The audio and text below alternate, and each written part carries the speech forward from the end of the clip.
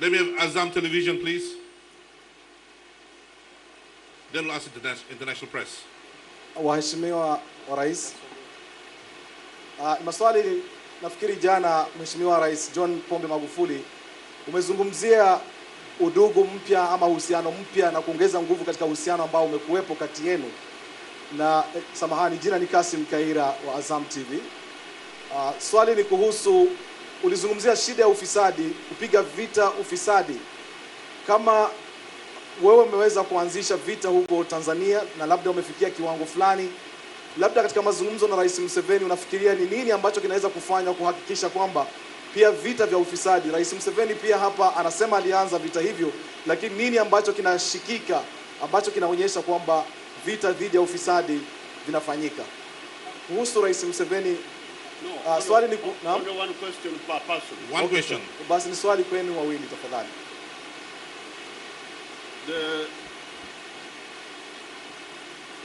On corruption, I want to congratulate His Excellency Magufuli.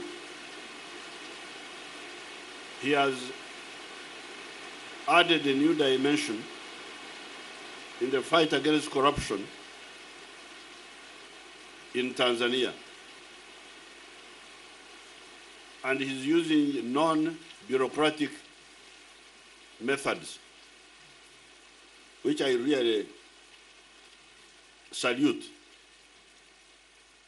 The problem here in Uganda has been bureaucracy assisting corruption, whereby even if you suspend a wrongdoer, then he goes to the Public Service Commission, then he can even go to court.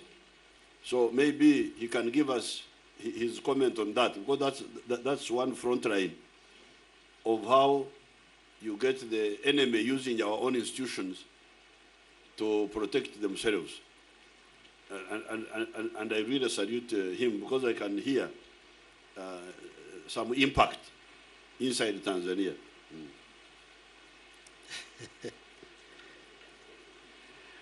Kwenye swala la corruption iko kila mahali, lakini ni ile extent ya corruption. Tanzania corruption ipo na hata sasa bado ipo, lakini tumeanza kupigana nayo. Katika hatua ambazo tumezichukua ni nyingi, lakini tumezichukua katika dimension zote. Kwanza, tumepitisha sheria kupitia bungeni ya mahakama maalum ya kudiri na mafisadi na wala rushwa. Mahakama hiyo imeshaanza kufanya kazi. Tumevihusisha bunge na tumehusisha mahakama baada ya sisi serikali kupeleka kule masuala ya mswada, tumeanza kushughulikia. Kwa hiyo vyombo vyote vinashirikiana. Na kama mnavyofahamu, rushwa haiwezi kupiganwa na mtu mmoja. Rushwa inatakiwa ipiganwe na watu wote. Lakini pia watu lazima wafundishwe kuchukia rushwa.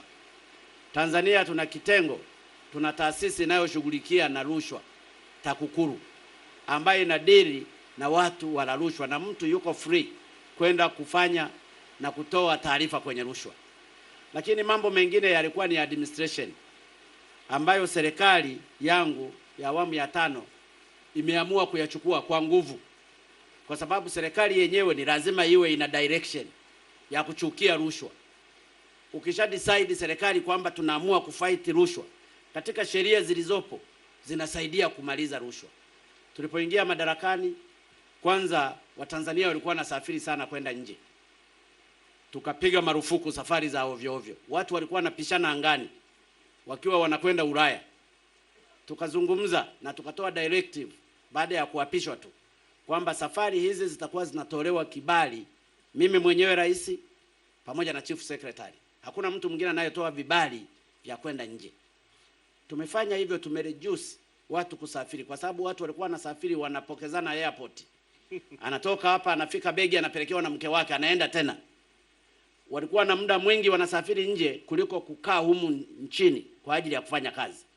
Kwa hiyo tukalimit safari za kwenda nje.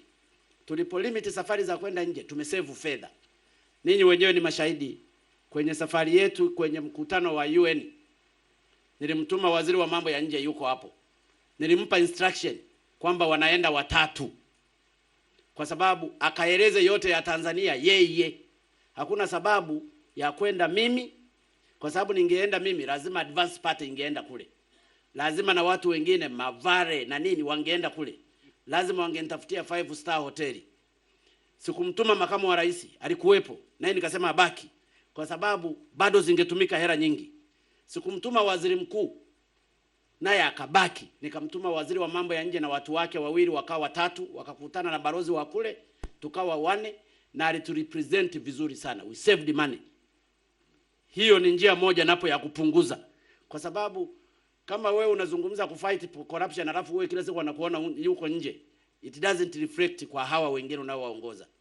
Lakini tukaamua, Tanzania tulikuwa na problem ya kuwa na ghost workers. Tulikuwa na wafanyakazi hewa. They are not there. You can't touch them. Unknown. Walikuwa 20,000.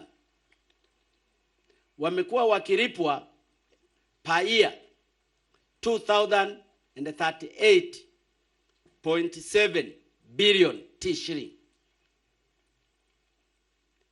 They are not there, lakini they are there by name. Kwa hiyo you can just change the name. Kama ni Kasim Kaira, you call him Kaira Kasim, or Kasim S. Kaira. Ndio ilikuwa hivyo. Kwa hiyo tukawa tumesave 238 billion. Palikuwa na wafanyakazi 12,000 ambao hawana qualification. He may pretend that is a graduate, lakini kumbe hata darasa la 7 hakufika. He have a forged document. Kwa hiyo tukawa screen, we got them more than 12,000. Walikuwa wanalipwa per year bilioni 142. Sasa ukijumlisha bilioni 142 ukajumlisha na bilioni 238, total unajua how much we have been losing for every year. Multiply by 2 years, multiply by 10 years, you can see how much we have saved. Hizo hela tukazipeleka kwenye development project. Development project, na ndio maana tumeraise budget ya development project kutoka kwenye 26% to 40%. Ili kusudi fedha ziende kwa watu, badala ya kubaki serikalini na kunywa chai na watu kwenda kwenye safari. Hiyo ni njia mojawapo ya kufight corruption, kwa sababu hata ghost workers ni corruption. Mtu mwenye cheti hewa ni corruption. Tukaenda kwenye school, kwenye shule, tukafanya assessment. Each district commissioner, regional commissioner, mkurugenzi, kwa sababu ni wateuliwa wangu, cha kwanza walikuwa ni kuhakikisha wacheki kwenye shule zilizopo kama wanafunzi waliopo they are really students or pupils. Tumegundua palikuwa na ghost students 65,000. Kwa hiyo wakawa wametolewa, kwa sababu tunapeleka fedha almost 23.8 billion every month kwenye shule kwa ajili ya kutoa elimu bure. Kwa hiyo baada ya kuwatoa wale ghost workers na kusave zile fedha zilizokuwa zinatumika ovyo ovyo, tukawa tunapata collection kubwa ambayo tunaitumia kwenye project ambazo zipo. Pamekuwa tunatoa mikopo kwa wanafunzi. Tumekuta kwenye miaka ya nyuma tumetoa mikopo for almost bilioni 8.5 kwa wanafunzi hewa, nazo tukazibana. Tumekuwa na watu kule kwetu, kuna mpango wa TASAF ambao unafadhiliwa na World Bank pamoja na serikali kwa ajili ya kusaidia kaya maskini. Tumekuta palikuwa na kaya maskini hewa 56,000. Hizo zote is corruption. Sasa hivi tunafanya nyingine ya kucheki mbolea. Pamekuwa wanatoa pembejeo, pana pembejeo hewa. Actually the amount tumetoa pembejeo hewa za zaidi ya bilioni 47. Sasa ukikalculate hizi hela zote, ukabana kila mahali, kila engo, labda I'm taking your time. Is it okay? Ukibana kila mahali, then you save money. Hizo fedha unazozisave ndio zimetusaidia kuanza kujenga standard gauge 726 kilometers for a cost ya 7.1 trillion Tanzanian shilling. Tumeweza sasa hivi tunanunua meli kubwa kwenye ziwa Victoria yenye thamani ya almost bilioni 35. Imetusaidia hizo kuzipeleka kwenye infrastructure. Zimetusaidia hizo kufanya mambo mengine. Lakini kutokana na kufight corruption, imetusaidia sasa hata correction to the revenue per month kupanda kutoka bilioni 800 mpaka trilioni 1.2 up to trilioni 1.3 correction monthly kutoka kwenye TRA. Haya yote tunajaribu kuziba mianya, lakini ni ukweli kwamba bado hatujamaliza mianya ya rushwa. Corruption is still there, but we are fighting them heavily. Wale wote ambao walikuwa wana cheti hewa 12,000 tumefukuza wote, unceremonial, kwa sababu people are supposed to learn, and the best learning is by touching and getting the real situation. Kwa hiyo wameondoka, na tukatangaza sasa nafasi kupata replacement, kwa sababu wale walikuwa hawana qualification na wale wengine walikuwa ghost workers. Tumetangaza nafasi 52,000 for those who are qualified. They are supposed to apply because they are the real one.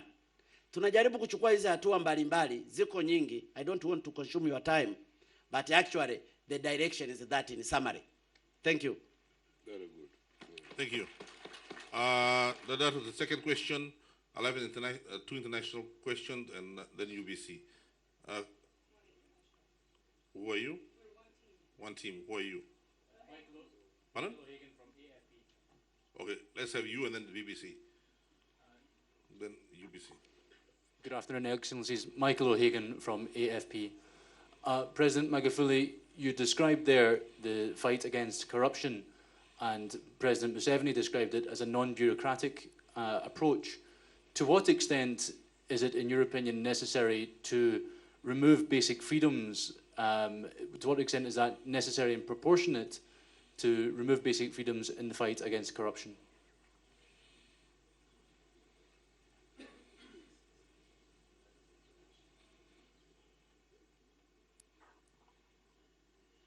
Whom is the question directed to? To remove freedom of what? No, what he's trying to say that corrupt people have rights. That's what he's saying, that because corrupt people have got human rights, and if you, by sacking them, are you not violating their human rights? That's what he's, that's what he's saying. Have I not summarized your question very well?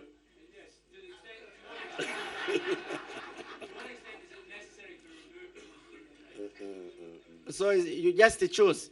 You continue with the human right or you continue with the corruption. Yes. Very good. But actually, to supplement His Excellency, the corrupt people are the ones abusing the human rights of everybody. Parasites. And the issue is that the institutions are distorted, like the courts and so on, are distorted. Instead of defending the human rights of the right people, they're after defending corruption. So it's not defending human rights, you are defending evil in the end. So the corrupt people have hijacked the institution that should be defending the ordinary people. They are defending the wrong people. That's what you should deal with. I should ask him, are you corrupted? Do you love corruption? I do not. So if you don't love corruption, then you are supposed to support the government to whom they are fighting corruptions. This is quick. Is there a risk, however, that in taking that approach, you destroy institutions? No, that's a follow-up question. Yes, go ahead. Thank you. Is there a risk that in taking that approach, you destroy institutions and you rely on a very personalised approach? For example, you have to be everywhere at once in order to tackle any element of corruption because you can't rely on institutions anymore. But what is the use of institutions if they are Corrupted. hijacked by the enemy? You see, what happens is that an institution which is supposed to be doing good things is hijacked. It is taken over by the enemy. So you need to, here in Uganda, we destroyed a whole army. There was a colonial army which was left here by the British. And when you hear that Uganda is peaceful, it was because we destroyed that army and created a new one. And why did we destroy it? Because it had been taken over by criminals. So, if you have institutions which are hijacked, what do? You must struggle and create new ones. That's why you hear His Excellency was telling you that they had to create, he was speaking in Swahili, but he called it Mahakama Maalum. Mahakama Maalum Is a special court. So this is not replacing individual institutions with individual. No, you create, if necessary, new institutions, or you reinforce the existing ones. So this special court, Mahakama Maalum, is actually to cover that gap of dealing with corrupt people who were misusing the old institutions. Maybe the old institutions had also become lax. That is the issue. But corruption is really an enemy. And President Magufuli has given us new impetus. Even me, I am picking new things from him, which you will hear about in the coming days. Thank you. Last question.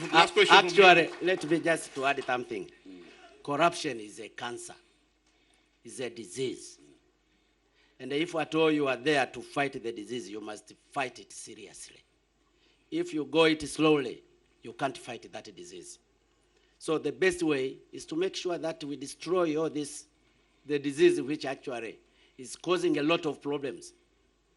And I'm sure even development partners used to tell you that we are supposed to fight corruptions. I don't know which country you are coming, but I'm sure if you are from UK, from USA, from anywhere, from European Union, they all talk. They are all against with these corruption practices. And in Tanzania, we have this special court. This is special court, actually the court which actually deals with the corrupted people. That's why we call them mafisadi, wala rushwa. But even those people who are being punished by according to the law, they have the chance, they can even go to court so that to get what they are supposed to get. So this is the principle. Thank you, Excellency. For last questions from UBC. Last question. Then that will mark the end of the press conference. Thank you so much, Your Excellencies. My name is Jagenda Semakula from UBC. I'll only ask one question to President John Pombe Magufuli. I'm looking at the statistics of the oil project that starts from Hoima to Tanga. It's 1,445 kilometers. Now, when you look at it, close to 70% or even more is actually in Tanzania, affecting about 28 districts. And I just want you to let us know, how have you and your government managed the compensation, the land compensation bit of it? Because we talk about statistics of the 10,000 people who are going to get jobs during the course of the construction. But it's also important to look at the project-affected persons, because we're looking at 28 districts in Tanzania. How have you managed the land compensation for all those people on 1,115 kilometers? Asante sana. Haya, asante sana ndugu Jange Semgura. Jagenda Semakula. Semakura. unapoamua kufanya project ni lazima uiangalie kwenye universal set. Don't look at it as a subset. Mradi huu cost yake ni billion USA dollar, more than 3.5. Nchi ya Uganda ni rafiki zetu, wamevumbua mafuta, na njia pekee ambayo wanaweza wakasafirisha mafuta haya kwa urahisi ni Tanzania. Kwanza, because of the security ground, the country is politically stable. Lakini haya mafuta yanapita kwenye rendi ambayo haina problem. Ukifika maeneo kama ya Singida, lile bomba litatembea kilomita 700 by gravitational forces kwenda mpaka Hoima, Tanga. Mpaka Tanga. Mpaka Tanga from Hoima. By gravitational forces, you don't need anything to force. So the oil, the hydrocarbon products from Hoima will be flowing direct by accelerations. Yatakapofika Hoima, yatakapofika Tanga, that coast range is well protected by islands. Kwa hiyo you will be pumping your oil for the whole of the year. Ile interference ya waves hazipo, tofauti na maeneo mengine. Umeniuliza kuhusu compensation. Tanzania tuna sheria za ardhi, sheria namba 4 ya mwaka 99. Kifungu namba 3G kinazungumza mtu unapochukua lendi yake ni lazima afaniziwe compensation. Na sheria ya vijiji, Village Act number 5 of the year 1999, section number 3G inazungumzia juu ya compensation. Lakini Tanzania we have another sheria namba 13 ya mwaka 2007 inayozungumzia juu ya road reserve. And the area for the road reserve is 22.5 meters from the center of the road. Tuliamua kuzitumia hizi sheria zote mbili. Sheria ya ardhi namba 4 ya mwaka 99, sheria ya vijiji namba 5 ya mwaka 99, sheria ya road reserve namba 13 of the year 2007, na kuna sheria zingine za mwaka 2007 za matumizi ya ardhi and so on. Hizi sheria zote ukizicombine together, tulizungumza na Mheshimiwa Museveni kwamba barabara likipita, lile bomba likipita angalau close to the road reserve, linaweza likawekwa kule pembeni. It doesn't need any compensation because the land is already under the government. Likipita kwenye mji wa mtu, he's supposed to be compensated according to the law. Na ndio maana investment is for a tune of 3.5 billion USA dollar. So this money will be used for the compensations and the investment. Unapozungumzia investment, it includes compensation. Kwa hiyo sio kwamba wananchi wanapata problem. They will be compensated as well. Ina depend the amount of the money which will be compensated to them. It's according to the law. Hata Waganda watapewa compensation, ndio maana ya investment. Lakini kupitisha bomba kule Tanzania na kupitisha Uganda, watu watapata employment. Dunia yote, any country inahitaji watu wake kuwa employed. Sisi wanasiasa, mimi na Museveni, tulipokuwa tukiomba kura, tulizungumzia juu ya employment opportunity. Huwezi ukapata employment opportunity ya bilioni 3.5 ukaikataa. Lakini la 4, kuna multiplying effect ya hii business. Mtakapokuwa mnasafirisha mafuta, mtapata pesa. Sisi Tanzania we have gas, we have methane, we have ethane, we have propane, ambazo is print na yenyewe ni hydrocarbon materials. Kwa kureciprocate, tunaweza tukarudisha humo kwenye bomba hilo na sisi tukawarudishia gas mkaitumia kwenye iron steel mlionayo hapa. Lakini ni addition of that, Kwenye eneo la Wembere and the Airs in Tanzania, we have also traces of oil. Na tunasaidiana na wataalamu wa Uganda. Kwa hiyo tukishapata ile oil, kwa sababu is the same future of the Rift Valley, nayo tutaiconnect kwenye bomba hili. Tukishapata mafuta, ndio utajiri ndani ya East Africa Community, ndio utajiri wa watu wetu. Kwa hiyo don't just think on the minor issue of the compensation. They will be compensated, but we are going to get more money.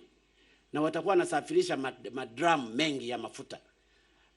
Mahali patakapopita, tutakuwa na small cities.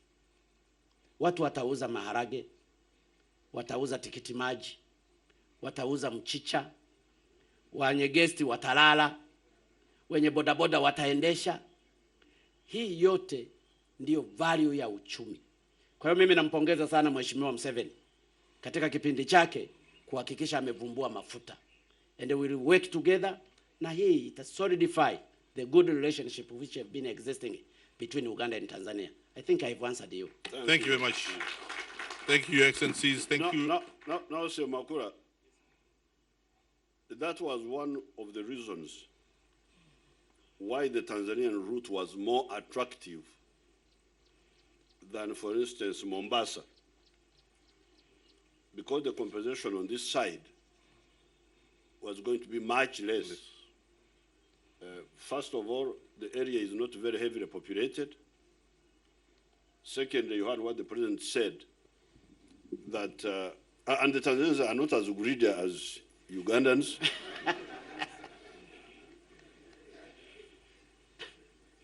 Hawako na choyo sana kama Waganda. Unajua Waganda wanazidi kwenye choyo, whereby hata government valuer akihesabu kwamba hii fidia, you call it what? Fidia, yes. Fidia hapa ina fine hii. Yeye anakwenda kwa court. And court so Tanzanians are not like that. They are calm people. So first of all, the area is not very heavily populated, and therefore the value of land is not as expensive as, for instance, Nairobi. That was part of the problem of Mombasa. Mombasa is shorter. Safari ya It is Mombasa 1,200 kilometers. ni fupi kidogo ukilinganisha na safari ya Tanzania kwa urefu wa. But exactly that issue of going through the town, through the cities, through built-up area, it would have been very, very prohibitive. So that was actually one of the attractiveness, apart from all the other issues, which the president talked about. But even on that narrow issue of compensation, the attractiveness was that, number one, the area is not heavily populated. Number two, Tanzanians are not as greedy as Semakuras, for instance.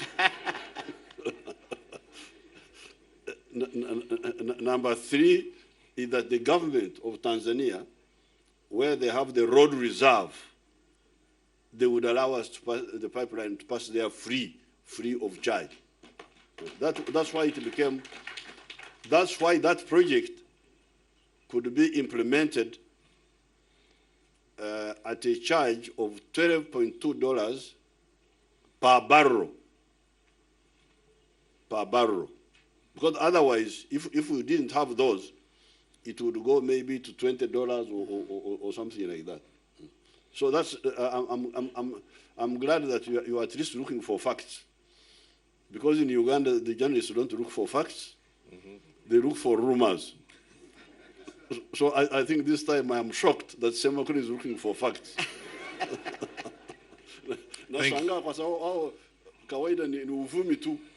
No, we have finished. Thank you, Excellencies. Thank you for responding to those questions comprehensively. That marks the end of this press conference. Thank you. And thanks members of the press for asking such constructive questions.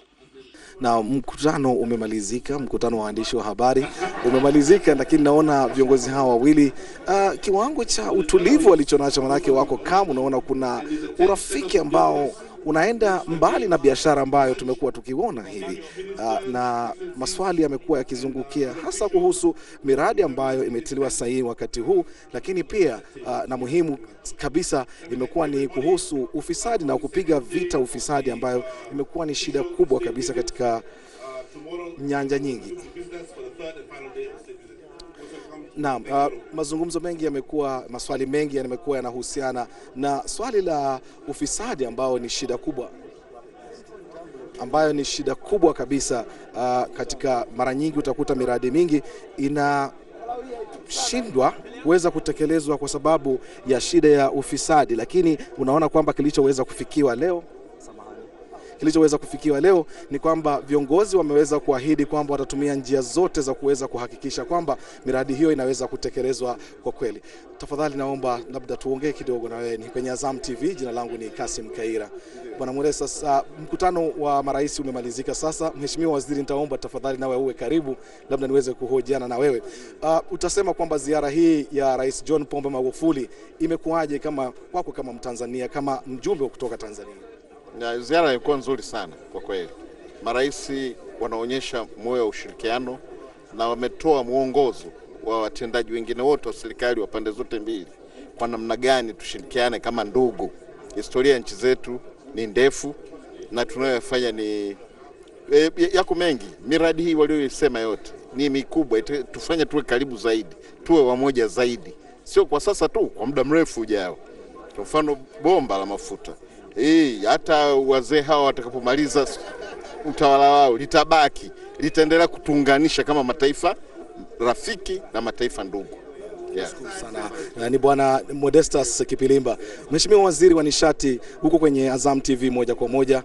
Mkutano umemalizika, kazi kubwa imefanywa na wizara yenu ya Tanzania na wizara ya Uganda. Jana katika hotuba yako ulikuwa unazungumzia uzuri ambao unaenda kutoka katika miradi hii. Nafikiri marais wote wawili wamekuwa wanaendelea kuzungumzia swala hilo. Labda nipate wewe hisia zako mwenyewe kutokana na siku hizi mbili hasa za mazungumzo na mikataba ambayo imetiwa saini leo. Kwako unajihisi vipi sasa kuona tumefikia kiwango hicho? Kwetu kama watekelezaji wa maelekezo wakubwa wetu, kwanza kabisa tumepewa maelekezo ya kuanza utekelezaji wa miradi ambao waheshimiwa marais wamekubaliana. Na kwa upande wa wizara yetu ya nishati yako mambo manne ambayo kimsingi tunatakiwa kuanza kuyatekeleza mapema. Kwanza kabisa ziara hili husu uwekaji wa jua la msingi wa ujenzi wa bomba la mafuta kutoka Hoima hadi Tanga, Tanzania. Tulishaweka Tanga, lakini jana tulikuwa tunaweka kwa upande wa Uganda. Kwa sasa hatua inayofuata ni kuanza utekelezaji. Kwa tumepewa maelekezo mradi huu kamilike ndani ya muda ambao tumepewa. Matayarisho yanakwenda vizuri na jana tumetoa taarifa kwa wakubwa wetu, yanaishia Desemba mwaka huu na ujenzi rasmi unaanza Januari mwaka 2018. Na kwa maelekezo ya wakubwa wetu kama ambavyo tumepanga kwa utaratibu wa utekelezaji wa mradi utakiwa uishe ndani ya miaka 3 kuanzia Januari mwakani. Wametuelekeza tumalize mapema. Sasa mimi waziri wa nishati wa Tanzania na waziri wa nishati wa Uganda tumejipanga vema, tunatekeleza maelekezo ya wakubwa wetu, utakamilika ndani ya muda kama ambavyo tupewa maelekezo. Ni vizuri sana inaposemwa katika kauli unasikia ni rahisi maana yake kutekeleza, lakini kila mradi unakuwa na changamoto fulani ambazo lazima hujitokeza wakati wa kazi. Labda changamoto hizo ambazo labda mmewazia na hivyo labda kuweka mbinu za kuweza kukabiliana nazo ni kama changamoto gani? Kweli kila mradi una changamoto zake, lakini zimejipanga vema kutatua changamoto. Kungekuwa na changamoto moja ya kufanya tathmini ya mahitaji ya masuala ya njia ya corridor ya kupitisha, lakini jambo hilo tumelikamilisha vizuri na limekwenda vizuri na wakandarasi watakaojenga. Lakini changamoto ya pili ingekuwa ni gharama ya mradi, maana ule mradi mkubwa sana, ilikuwa ni kazi kubwa kujua gharama ni kiasi gani. Lakini wataalamu kwa kushirikiana na wataalamu wetu wa wizara ya Tanzania na Uganda pamoja na wajenzi Total, tumekaa chini na tumeshakubaliana kwa gharama. Mradi mzima sasa utagharimu dola za Marekani bilioni 3.5 kwa ajili ya kazi zote. Na kama ambavyo nieleza jana, mradi huu ni mkubwa sana, utakuwa na hatua 3 za ujenzi. Ujenzi wa kwanza ni wa bomba lenyewe, lakini ujenzi wa pili ni vile vituo ambao nimesema vitakuwa na vituo 6. Viwili kwa ajili ya kupampa mafuta kwa kasi na 4 kwa ajili ya kusukuma kwa ajili ya kufanya kwa potential. Na mwisho kujenga yale matenki ya kureserve. Sasa zote hizi zilikuwa ni changamoto, lakini taratibu zimekamilika na kwa hivyo changamoto tumezitatua kwa sasa. Tunashukuru sana Mheshimiwa Waziri na tuwatakie kila laheri.